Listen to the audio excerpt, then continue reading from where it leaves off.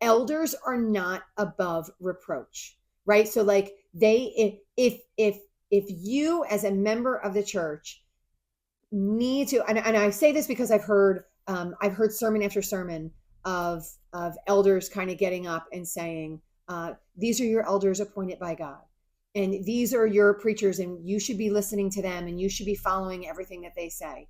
And the truth of the matter is that's true to a point. If there is recognition that there is sin in the elders, this Paul in this letter is saying you need to go to the elders and they need to be pointed out.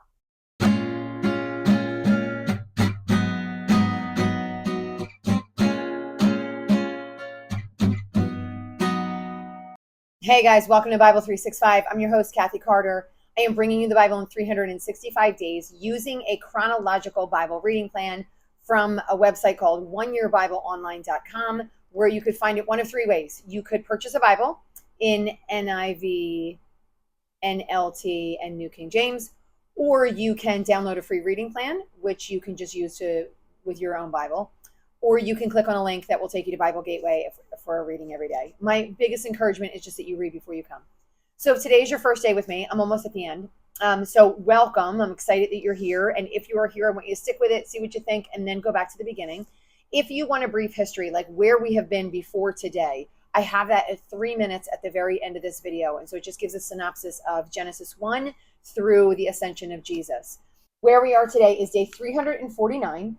It is December 14th, and our reading is 1 Timothy 3 through 6:10, so not quite through the end of 1 Timothy. And so here's the basics of how we got to Timothy. After Jesus ascended, he told his apostles, his like people that were with him, he said, I want you to go out and I want you to spread the word. I want you to let everybody know, the Jewish people first, that I am the Messiah. I am the one that was prophesied, the one that was saved. And then the Gentiles. And this message is open to everyone. I want everyone to turn to me, everyone to believe, everyone to recognize that there is only way to God is through me, through belief and faith in me. And then once they believe and have faith in me, I want them to do all of the things that I have done, that I've shown you here on earth through myself and through all of my teachings. And so all of those teachings were spreading all over. There were people that were spreading all over the Mediterranean, and they were teaching and they were encouraging and they were growing and changing, and there were churches being built. Paul was one of those people. And in the building of all of his churches, he also was with this one guy, Timothy. So Timothy was a younger guy. He was half Jewish and half Greek, and he did not live in Jerusalem. He lived outside of Jerusalem. And so he wasn't necessarily accepted by the Jewish community because he was half Greek. And so he got circumcised. And then Paul taught him all of his ways, all of the Lord's ways, right? All the entire message of the Lord. And then he would be one of the guys that he would send out. So Timothy was with him everywhere he went. So when they traveled, it was one of the guys that he picked up and then traveled with him to keep encouraging all of the other, all of the up and coming churches. And it was like when every time Paul wrote a letter, maybe not everyone, but a few, it would say from Paul and Timothy. So Timothy was part of sort of like his group that was encouraging the beginning early stage churches of Jesus Christ. So he is now writing a letter to Timothy. So Timothy at this point has gone out. Timothy is now, looks like he's in Ephesus, because he mentions Ephesus in here. And so he's at the church in Ephesus. And listen, at every church, there's stuff going on, just like at every church now. They're doing some things really well, and then some things are a hot mess. And so he's like, Timothy, listen, this is the stuff that I'm sending to you, and these are the things that I want you to do in the church of Ephesus. And then, of course, he would follow it up and go, because Jesus is this and Jesus is that and these, right? So, like, we never lose the gospel message in Paul's letters. He always talks about Jesus, the importance of the foundation of Christ and who he is. And I'm going to say that Ephesus is probably one of the churches that was more Gentile than Jewish, because the Jewish communities had, and this is important because of what I think he's trying to do. The Jewish communities already had structure. They already had this deep foundation of the way things were supposed to be inside their synagogue, right? Man is the head, woman is right under the man, and then the children obviously are underneath of that. God is the head of the church is the body, everyone is supposed to be communal and together. There's a hierarchy in there. There's elders, there's overseers, it looks like. There are just followers, like people that come in, like church members. So the synagogue has already done this. The church of Gentiles has not done this. There's not form and order. And probably in some areas, maybe they're going to synagogues and they're with like maybe synagogues that have, I want to say, maybe converted. It's probably more likely, again, if it's like a heavy Gentile community and not a heavy Jewish community, that they're just in buildings, right? Or they're just in homes. So it depends on how big they are. And they're just, but even in these homes, there's a sense of hierarchy. And Paul goes out and he appoints elders in some of these churches, and he has leaders that he speaks to, and he talks to guys and thanks guys, men and women. I shouldn't say guys, I should say people, because I meant it really as people. He talks to people that were running these churches and how they were helping and the great things that they were doing. And so with Timothy and sending this to Ephesus, it looks like they have some structure, and he's trying to develop that, right? Like he's trying to help them understand what that all means and how to kind of grow in that way. And after all of that, talking about all that, I just want to also note that this is my, by far in this year reading, my least favorite reading of the entire Bible that we have read so far. I am having a hard time separating the Paul, and I shouldn't separate it, so I want to be clear, but the Paul that I've seen in some of these other letters to these churches and the Paul that's speaking to Timothy. Like he feels a little old and crotchety and like a little bossy and not as humble as he is in some of those letters. Now, I'm saying that I could be overreaching. I just like this is me. I come to the videos as myself with like, as I always tell you, I try to be as clean of a reading as possible. And so I'm not saying that he is crotchety. I'm not saying that he's awful or that this letter shouldn't be in there or any of those things. Like, right? I don't want you to hear any of that. I'm just saying when it comes to my ears, right? Because we have to interpret expression. We have to interpret punctuation.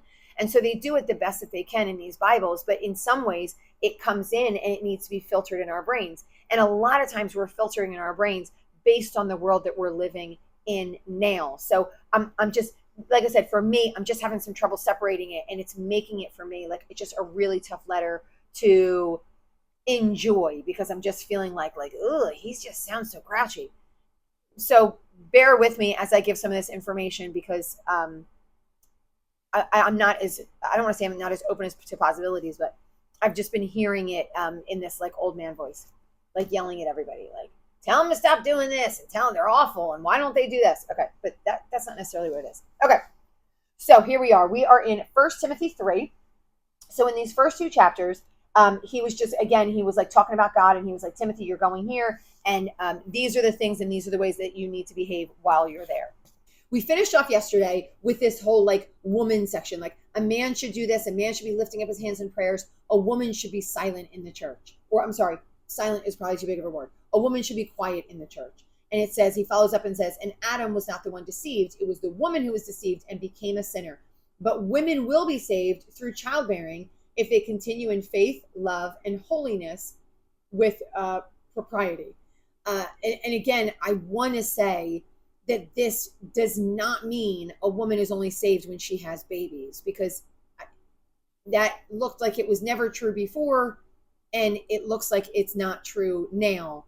And so we got to be careful with what the meaning of this would be. And I want to say, through everything we have read from moment one, it doesn't look like that's the case. Now, women have the ability, and they're the only ones that have the ability to have children. And so that might be something in which that's how he's speaking, right? Like somehow through the childbearing, their safety. I don't know. Again, that last paragraph was a killer for me. So he said, here is a trustworthy saying. And he has two sayings in here that I guess are things that are said in their culture, right? Like, which would be the same for us. So here's a trustworthy saying. Whoever aspires to be an overseer desires a noble task. This is another area in which, like, so I've never been to a church that has overseers. And so, and overseer seems to be a different word than elder, which seems to be a different word following up with like pastor and preacher. And so, and bishop is one of the words that we follow. So like in the New King James Version, I think an overseer is called a bishop. And so they have a very specific name for it. These are all like areas that that we just need to kind of work our way through. I would believe an overseer by nature, by definition, is someone that oversees everything, right? So they might be maybe what we would call like the head of the church, right? Because elder is in here as well, and elder is different. So an overseer is somebody who oversees all of the things that are happening inside this body of believers, right? Inside this building in which they're believing, or in which they're practicing, I should say, not in which they're believing, in which they're coming together and preaching the word and singing hymns and songs of joy and things like that. Okay, so it says, these are the rules for an overseer. An overseer is to be above reproach, faithful to his wife, temperate. Now, I could go on and on about each of these. We don't have that kind of time, but these are things that would make him, the overseer, a qualified overseer. And we want to aspire, like it's great to aspire to be those things, because the truth of the matter is we do want our men and maybe women, I don't want to take away that an overseer could be a woman. In this, it seems like it's probably a man, but they do talk about women under here. And so that's a whole other issue. But the overseer, we should have people aspiring to be all of these things. This should be a desire. So it is good for them to aspire to this. So, okay. So above reproach, faithful to his wife, temperate. So a little bit like uneven, not going like high highs and low lows. Self-controlled, respectable, hospitable, able to teach. So that's another thing. Like your overseer should be teaching. The overseer isn't just someone that handles the daily duties of the building. So an overseer has the ability to teach because they are so far in the word and they love the Lord so much that they have a deep, great understanding of that and are able to give that to other people so they understand it as well. Not violent, but gentle, quarrelsome, not given to drunkenness, not a lover of money. He must manage his own family well and see that his children obey him.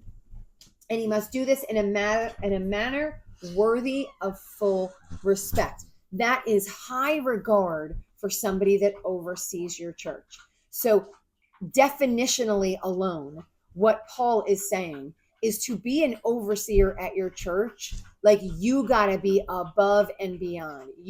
And again, I'm going to go with that. I believe that this should be somebody that's in the older generation, because you haven't been tested and tried in all of these things until you're older, right? Like it's easy to be nice when, or maybe nice is the wrong thing, but maybe not a lover of money when you're in your early 20s. But maybe after a long time and you've had some hardships and some struggles, that might be a little bit harder.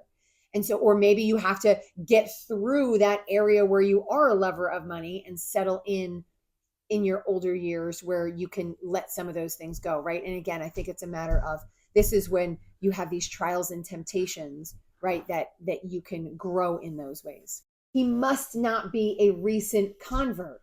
So what I like about this is he's sending Timothy, who's a young guy.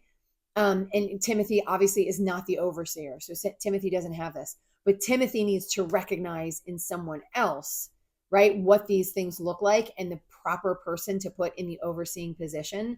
And Timothy himself is young and probably hasn't been a convert for, I don't know, more than 10 years. So he's even a newer convert, and he has to come in and he has to recognize some of these things in other people in order to lift them up to this position.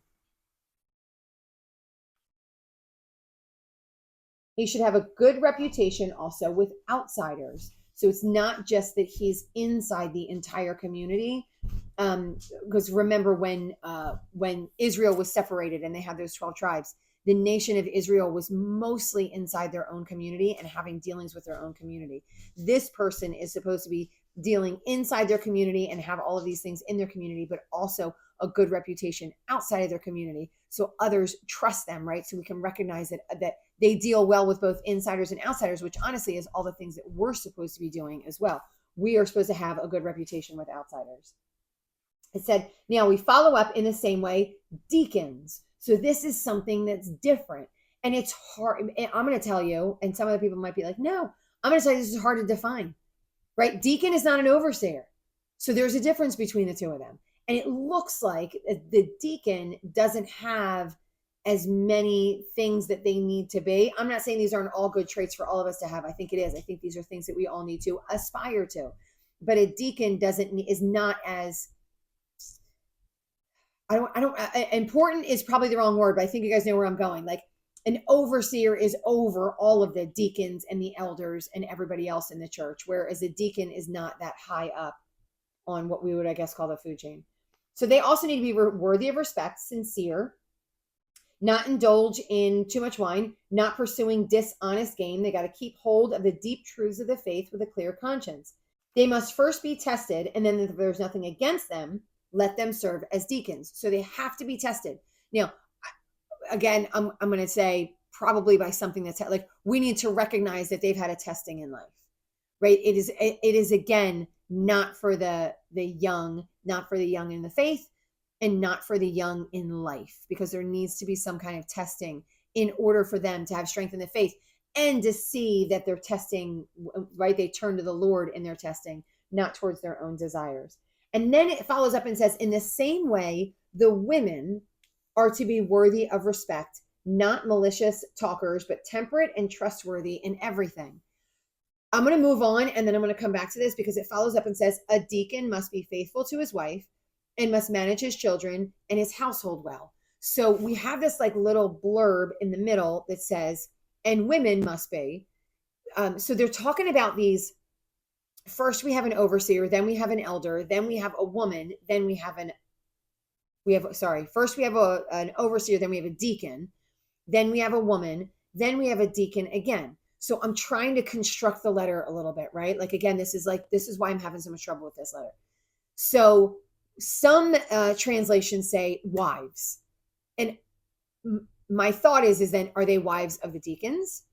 Are they wives? And then if they're the wives of the deacons only, wives of overseers don't need to be like this? Do the overseers not, they do have wives because it said to be faithful to your wife.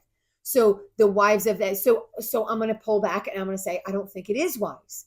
So then if it's women, why is it in between the two deacons sections? Does that mean women can be deacons? Or is there another category where it's a woman that is doing something and the women that are doing this something have to have these qualities? I'm leaning on the fact that it might be that a woman, whatever this is, this position, I feel like there's a position. And I feel like this position, and maybe it is a deacon. I don't necessarily know. And again, I hate having you guys walk away and not necessarily knowing. And I'll tell you the truth right now. I know churches are sometimes built on these foundations. And I have to tell you, these foundations are not as black and white as I sometimes think people want them to be. I think that in some ways there was some understandings, and in some ways there was just like, Timothy should have known what that meant, right? The church probably knew what that meant, whereas maybe we don't. And so that leaves us at a bit of a loss as to what that means for everyone and their positions in the church. What we do know, I think what is factual and what we know and we understand is that anyone that aspires to have a position in the church, whatever that position might be, right? It might be a womanly position. It might be a deacon. It might be an overseer. It might be an elder. Whatever those positions might be, there is a step up into those positions, right? There's an ideal that they need to have lived life, that they need to have qualities that are like Jesus, right? Not just they're really nice to their family and they feed the poor. That's not really even in here.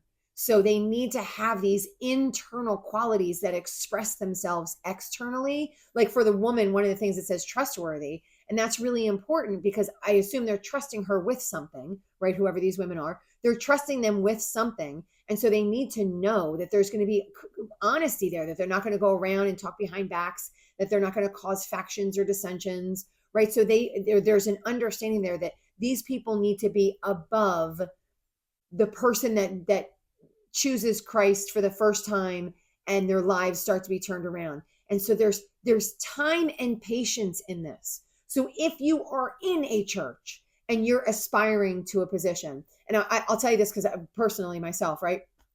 I love to teach because I've been a fitness instructor. And so I love to teach. And now I work in a school and I teach younger kids, and I'm not a teacher, but I teach younger kids, and I love it. Like any opportunity I have that I can help them try and get through the information, whether it's writing a paragraph better or doing fractions or understanding these like scientific things where we try to figure out like what it means for like the ecosystems to work together, like whatever it might be, because it's all younger information. So I understand it.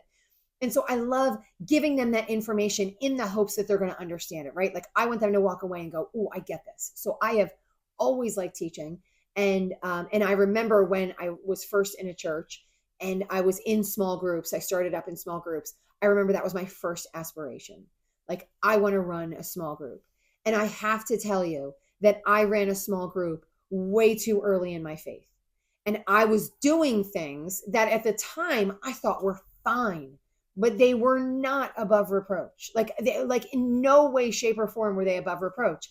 And what I had found out were like some people were like saying some stuff about it, but like nobody was ever coming to me, and we were never getting rebuked or reprimanded for it. But now I can look back and go like, oh my gosh, I cannot believe that I was running a group. Now, was my group successful? I enjoy to teach. I'm passionate about it. And so there were things that I was able to share, and there were ways that I was able to bring the group together. And there were things that were fun and enjoyable about being in the group, but was I the right fit at that position? And I'm going to say, no. I'm going to say at that time, I was not ready.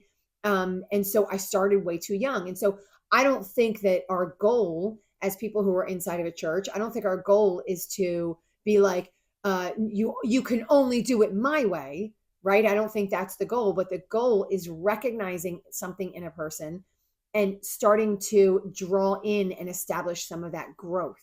Sometimes we're so antsy just to fill positions because we're like, well, nobody wants to fill that position. So we're going to have that person fill that position because otherwise it's going to stay open. And we're so anxious to do that instead of leaving it in the hands of the Lord and just either letting that position be open and then the Lord eventually filling it, or building someone up into it, or having somebody that's already been in it stay in it longer until there's somebody ready to fill that position. So I think those are like, we kind of try and do it in a business model where like, oh, they would do this, they would train at this system for a year, and then after a year they would work with someone for a year, and then after a year, and that's all great and amazing, but we've got to let the Lord do what the Lord does. We have to let the Holy Spirit open our eyes. And I think that's what he's saying to Timothy, like, go in, these are the things to look for, right? Like these are the basics of what it looks like then when someone loves the Lord and then has the ability to be running these systems. And so that's what he wants to have him lift up in that church.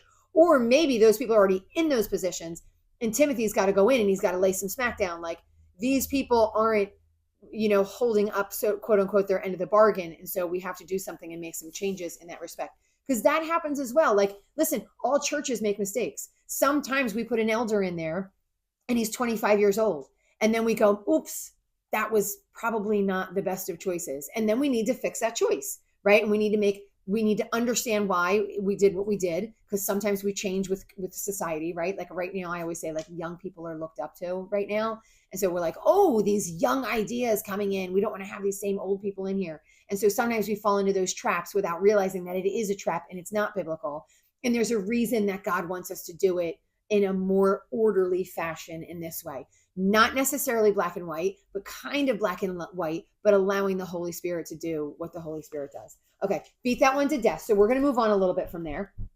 And he said, so moving down, he says, although I hope to come to you soon, I'm writing you these instructions so that if I am delayed, you will know how people ought to conduct themselves in God's household, which is the church of the living God, the pillar and the foundation of the truth. So he's saying, I want you to know that this on earth. And I want to be really real here because I was clear earlier that the church is the body of believers. Yes. The church is the body of believers. But now what's happening is the body of believers are creating buildings, right? Like, and they're creating community groups, which is fine. That's what we do.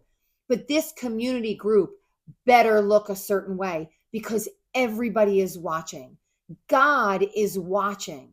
And so we need to manage this in a way that is honoring to the Lord. So Paul's like, I'm coming. We know through all the other things that we do with Paul, he's got some serious gift of recognizing certain things in certain people, right? Not perfect, because we see that he messed up in a couple places, or not messed up, maybe it was the wrong thing, but we see a couple people that he like really depended on, left the faith, right? But for the most part, he does pretty well with these things. He can recognize what is and isn't in the spirit. And he's like, but if I don't get there, I need you, Timothy, to do these things. The Spirit clearly says that in later times, some will abandon the faith and follow deceiving spirits and things taught by demons. So we know that stuff is coming in the church. He said such teachings come through hypocritical liars. These are things that we need to be aware of and look for. And this is why if you create a better foundation, yes, these things are going to come in, but we're now more prepared for those things. We have, let's say one is this person. We have 9 that aren't. And that's just a number that I threw out there, right? Like the number 10. We have 9 people that aren't like that. And we have this one person that is. So those 9 people can get together and they can understand, and then they can remove that hypocritical liar from the church. But we need a good foundation in order to be able to recognize those things. He said, if you point these things out to the brothers and sisters, you will be a good minister to Jesus Christ. So you want to note all of these things and let them know what's coming. He said, have nothing to do with the godless myths of old wives' tales. Rather, train yourselves to be godly. For physical training is of some value, but godliness has value for all things, holding promises for both the present life and the life to come. Just a reminder that this is not just for now. This is for eternity. Dogs chewing the bone, so I'm sure you guys can hear that. This is why we labor and strive. Why we don't kick back. Because we have put our hope in the living God, who is the Savior of all people, and especially to those who believe. He said, commend and teach these things. Don't let anyone look down on you because you're young. He's talking directly to Timothy. Timothy, you're a young guy. You're going to walk in, and some people are going to be like, oh, who does he think he is? He's young. He's been training with Paul. He's been training with like the father of all these churches, and he's been training for years with the father of all these churches. And so there is going to be people that there are going to be people that look down on him. And he said, don't let them look like, don't let him get in your heads. Don't let him get in your head, I feel like is what he's saying. He said, devote yourself to public reading of scripture, to preaching and to teaching. Do not neglect your gift, which was given through prophecy when the body of elders laid their hands on you. So Timothy got a special gift. And so he said, don't neglect that gift. It's very important that you use it. And that's true for all of us. Be diligent in these matters. Give yourself wholly to them so that everyone may see your progress now that you come, right? They're like, oh, you're young. But when you go there, they should be able to see a difference in you and how you changed. Watch your life and doctrine closely. Persevere in them, because if you do, you will save both yourself and your hearers. Watch your life and your doctrine. Your teachings are amazing, but without your life, it doesn't matter. Your life is amazing, but without teaching and having other people follow, it doesn't matter, I want to say as much, because God says go out and teach people. It's not just in the doing, but it is in the doing. It's all of those things, which is what James just said when we read his book. He said, don't rebuke an older man harshly, but exhort him as if he were your father. Treat younger men as brothers, older women as mothers, and younger women as sisters with absolute purity. As when he goes in, there's a certain way in which this is very particular to Timothy. He said, so Timothy is a young man, and he's like, you don't go in there and rake those older men over the coals. I'm going to throw out an age. You're 30. So don't go in there to some 60-year-old man who has been maybe a believer for only a few years, but has lived a significantly longer life than you. Don't go in there and go bossing him around and telling him all the things that he should or shouldn't be doing. You got to treat him with the utmost of respect. And so each people group, he's explaining to Timothy, this is the way you can't, and this is why Paul said, I'm all things to all people, because he didn't speak to older women the exact same way that he spoke to younger men. And that's important. And I don't think we should be doing that either, right? We recognize that there are distinctions with us. There are differences between men and women. There are differences between adults and children. There are differences between elderly and young adult, right? Like there are differences between young moms, like moms that are in their 20s to 30s that have just had a kid versus like a mom that sent her kid off to college. Just differences in the way we speak, the differences in our anxiety levels, differences in so many things. And so we are treated differently. Like I am significantly calmer now than I was 20 years ago. I just was in my spin class this morning and I played this one song and it was like scratchy. It was like this crazy, wild DJ scratching music. And in my 20s, I lived for that kind of music. Like it was everything. I sat in my car. I put it on like, let's say volume hit a 10. I put it on a 10. I would roll down on my windows and I would just like, I just loved that. And that like filled my brain and made me feel really good. It probably actually set me off. But now I listen to it and I'm like, ugh, like it's just, because I'm an older person now. My ears are a little more sensitive. I still listen to music at a 10, but it's different kind of music, right? It's not so like glitchy and wild in my ears. But my daughter listens to that kind of music because she's 21. There's recognition that there's differences among us. And so he's very particularly saying to Timothy, treat these people a little bit differently. Doesn't mean treat them, love them all through God and lift them all up through the Lord, but they need to be spoken to and behaved. You need to behave with them a little bit differently. He said, give proper recognition to widows. And here's where he goes on. And this is kind of this area where I'm like, he's a little bit crotchety. So he's talking about widows. And so he says, so there's a difference in widows, believe it or not. So, because widows at this time were, and it might not be super different at this now, like in our day and age, but at this time, they had no way to take care of themselves. And I've mentioned this before, so I'm just going real brief. If you were a widow, you depended as a woman in many of these cultures, you depended on your husband to take care of you.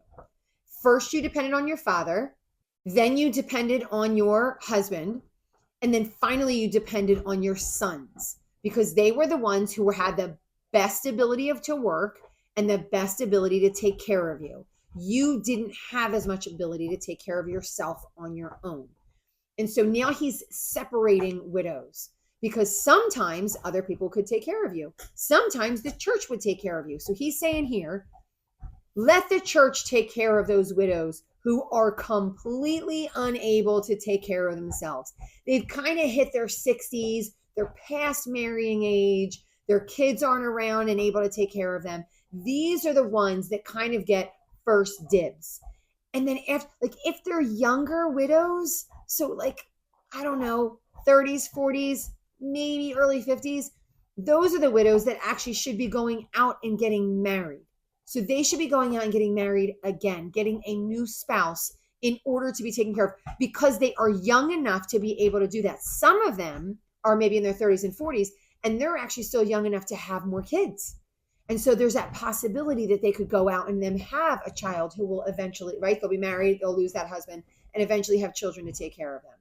So those are the ones that don't get enough help or should not get the help, and the primary help should go to the widows who are unable to.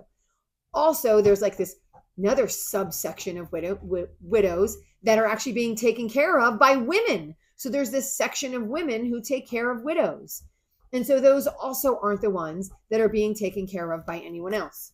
The elders who direct the affairs of the church well are worthy of double honor, especially those who work at preaching and teaching. We want to let the elders do what they are best at. So they are elders over a church, and we want to do what they're best at as well, which is great if they are teaching and preaching. That's a desire. That's what we want. If an elder is doing wrong, you got to go to that elder. So there should be people that go to that elder. So I want to note this as well. So there should be people going to the elder and handling this with the elder. You shouldn't be causing division, shouldn't be fighting amongst yourselves, but you should be going. So I'm going to read it directly. It said, those elders who are sinning, you are to reprove before everyone, right? You don't do it unless there are 2 or 3 witnesses. But if there are, then you should be reproving that elder before anyone. So I want to be very, very clear because I just do. I think this is important. And again, as we're watching churches crash and burn, I think this is really important that elders are not above reproach, right? So like if you as a member of the church need to, and I say this because I've heard sermon after sermon of elders kind of getting up and saying, these are your elders appointed by God, and these are your preachers, and you should be listening to them, and you should be following everything that they say. And the truth of the matter is that's true to a point. If there is recognition that there is sin in the elders, this Paul in this letter is saying you need to go to the elders and they need to be pointed out. Like there needs to be a public showing of what's going on. And I think we're failing in some of these ways. I think this is like unfortunately one of our biggest failures because we want our elder boards to be above reproach. And the truth is I want to follow strong leaders. I love strong leadership and I love honorable, trustworthy leadership. And if you are not trustworthy, I want to explain to you really clearly, right? Like if you are an elder or if you know elders or you're married to elders or whatever it might be, if you are a member and you've lost trust in your elder, it is hard to ever trust an elder again. And this is why, like, if you're good, you are doubly good. But if you are not doing well, you are steering people into hell because you are a leader and you're steering them in the wrong direction, or you're breaking their hearts in some way. And this is why some people are not just turning from the church, but turning from the Lord. And we see lots and lots of people turning away from the church at this point.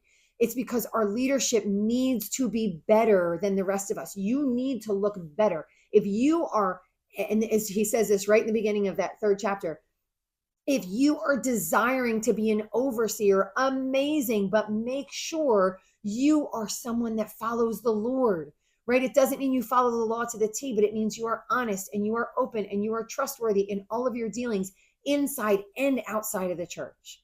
And you need to listen to other people when they talk too. Like these are other like really important things that we need to know because they might come up to you, right? The church might come to you and they might have discussions with you because they feel like things are going wrong.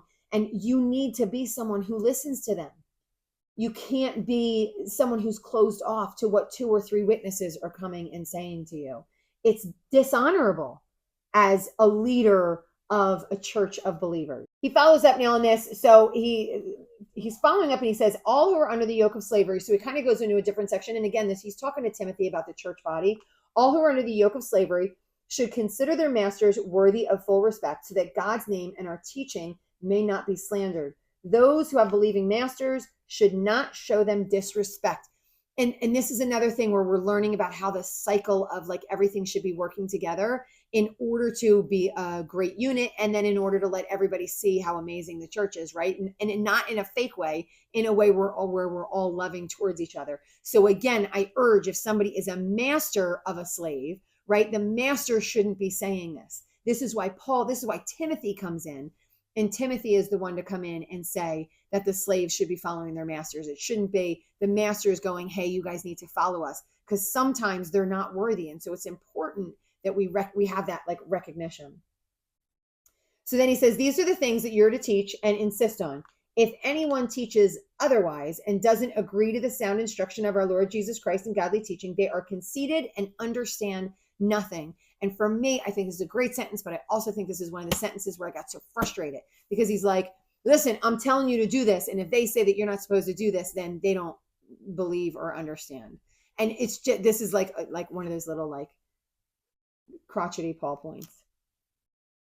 He said, godliness with contentment is great gain, for we brought nothing into the world and we can take nothing out of it. But if we have food and clothing, we will be content with all of those things. He says, for the love of money is the root of all kinds of evil. And I think this is where we're ending for today. Yeah, this is the finish today. So he ends with how the love of money is the root of all kinds of evil. It's not the end of the chapter. It's just the end of our reading for today. So to understand, and this is just a follow-up on everything that he said all the way up until this point, that money itself is not evil, but the more we have, the more we kind of want to keep it, and we have trouble giving it away. And we have trouble not understanding that we deserve it. And we fall into those traps of being lovers of money and not loving people. So that's how we're finishing for today. And it was kind of a wonky way to finish, a little bit weird, but that's the way they cut up the chapter for us. So If you've stuck with me today, I want you to like, share, and subscribe. Keep reading. I'll see you guys next time. Bible is a whole book. It is not a bunch of different little books. It is, but it's successively a whole unit, and you can't necessarily fully grasp what you're reading today if you don't do anything back in the beginning. So this is where we begin our history. There was a beginning, and the Lord was in the beginning, and the Lord was the only thing, and he was there. He has no beginning, he has no end. He is a being that has created all things. He created the entire universe. He created the earth and everything that surrounds it. He created everything on the earth. He created a beautiful, perfect, picture perfect earth. And then he chose to make two humans in his image. He breathed life into those humans, and he gave them some rules. He planted them in this Garden of Eden, and he said, I want you to be fruitful and multiply. I want you to rule over the earth, and I don't want you to eat from the tree of the knowledge of good and evil. A tempter came in and pulled them away and drew them towards temptation. So they turned away from the Lord and towards this tempter, and they ate from the tree. First her, then him, she gave to him, and he ate as well. And so since then, there has been a severing between the covenantal relationship between the Lord and his people. And since that time, the Lord has been sending people in order to bring them and draw them in back into relationship with him. Every time it was a human, and it was never able to fully bring that relationship back together. And so at a time that he decided what that time would be, he sent a human, which was fully human and also was fully himself. He was the Son of the Lord, born through a woman named Mary. His name was Jesus. And he was fully God and fully human. And he showed that he was those things by performing the signs that the prophets said in the Old Testament that he would perform all up and down the nation of Israel, turning the nation of Israel toward him. And so some followed, some did not. Those who did not built up, and they crucified him. He was in the ground for 3 days, and then he rose again. And once he rose again and was resurrected, he then taught everyone that he was with what the kingdom of God was like, what it meant to be resurrected. And then he told them, I need you to go out and spread the message. And then he went up into the heavens with the Lord, and he sat at the right hand of the Lord. Since that time, his apostles have been going out and spreading the word all among the nations around there. They were going into Turkey, they were going into Spain, they were going into Europe, they were going into Egypt, and they were in Greece, and they were spreading all over those nations. And they were telling everybody who Jesus was, and they were sending it first to the Jewish people. And then after that, they were spreading it out to the Gentiles.